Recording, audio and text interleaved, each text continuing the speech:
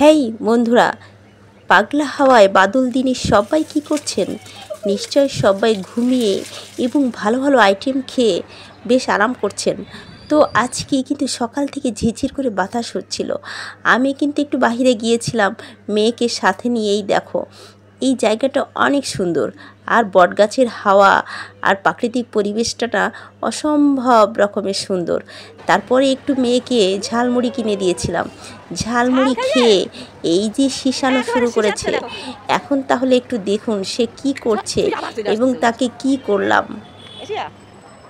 এটা ধরে একটু দোল দে, এটা ধরে দোল দিবি, এরকম এরকম দোল দেয় কি সুন্দর। এটা ধরে দোল দে। ওই রকম না, তুমি তো এখনো দোল দিতে পারো নাই।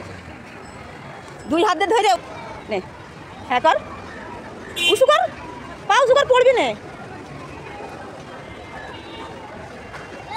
কর কর কর কর,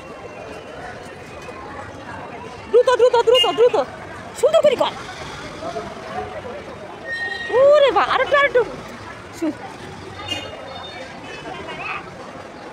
বেশি সময় ধরে করলে হয়, তাড়াতাড়ি চলে আয়।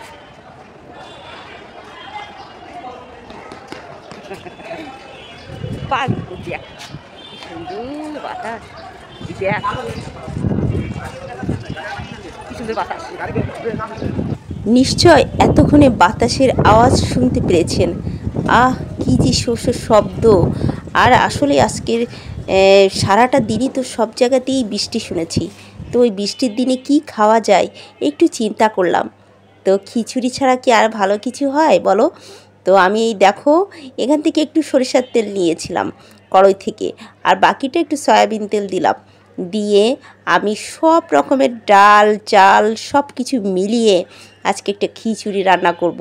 আর খিচুড়িটা খেতে হবে সেই, কারণ এখানে কিন্তু বেশ হালকা একটু সবজি দিয়েছি এবং 2 রকমের ডাল আছে আর পোলাও চাল।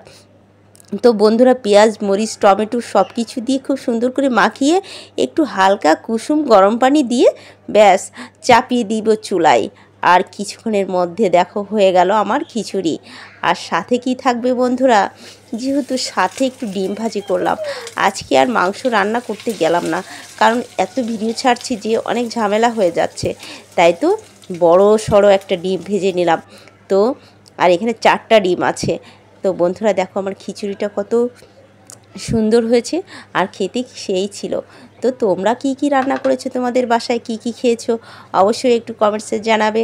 আজকের মতো তোমাদের জন্য অনেক অনেক ভালোবাসা রইল। বৃষ্টি স্নাত এই সন্ধ্যায় সবার জন্য রইল অনেক অনেক প্রাণঢালা শুভেচ্ছা। Bye bye.